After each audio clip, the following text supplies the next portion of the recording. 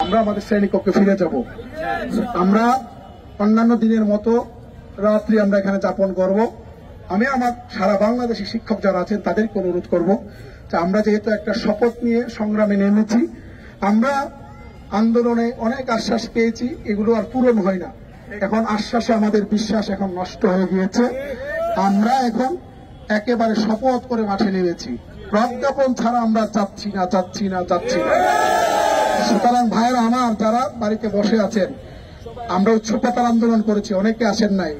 আপনি কিন্তু ওই উৎসবপাতা ভোগ করছেন, আপনার সন্তান ভোগ করছে, আপনার স্ত্রী ভোগ করছে।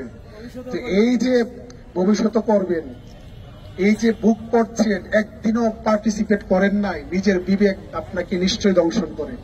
আজকে আমরা যেহেতু শপথ নিয়ে নেমেছি, বাড়ি ভাড়া আমরা নিয়েই যাব, মেডিকেল আমরা নিয়ে যাব, উৎসবপাতা নিয়েও যাব। যদি আপনি একদিনের জন্য যদি এখানে না আসেন, এই বাড়ি ভাড়া আপনি কিভাবে খাবেন? আপনার সন্তানকে কিভাবে খাওয়াবেন? আপনার বিবেক কি আমৃত্যু আপনাকে দংশন করবে না? অন্তত একবার